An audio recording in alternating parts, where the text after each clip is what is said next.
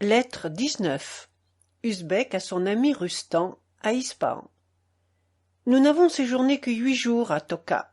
Après 35 jours de marche, nous sommes arrivés à Smyrne. De Toka à Smyrne, on ne trouve pas une seule ville qui mérite qu'on la nomme. J'ai vu avec étonnement la faiblesse de l'empire des Osmanlins. Ce corps malade ne se soutient pas par un régime doux et tempéré, mais par des remèdes violents qui l'épuisent et le minent sans cesse. Les pachas, qui n'obtiennent leurs emplois qu'à force d'argent, entrent ruinés dans les provinces et les ravagent comme des pays de conquête.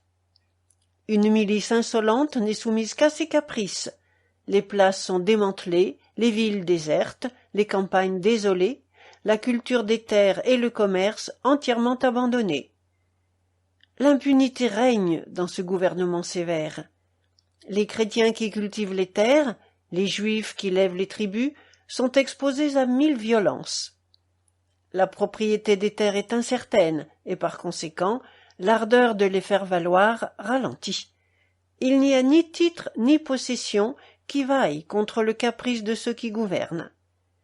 Ces barbares ont tellement abandonné les arts qu'ils ont négligé jusque à l'art militaire.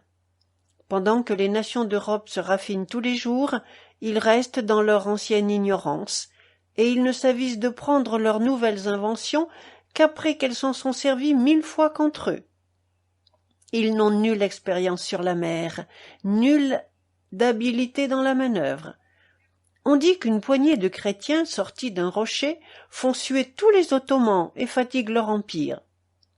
Incapables de faire le commerce, ils souffrent presque avec peine que les Européens, toujours laborieux et entreprenants, viennent le faire. Ils croient faire grâce à ces étrangers de permettre qu'ils les enrichissent.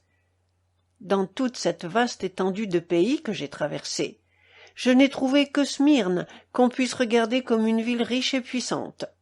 Ce sont les Européens qui la rendent telle, et il ne tient pas aux Turcs qu'elle ne ressemble à toutes les autres. Voilà, cher Rustan, une juste idée de cet empire, qui, avant 2 siècles, sera le théâtre des triomphes de quelques conquérants. À Smyrne, le 2 de la lune de Ramazan, 1711.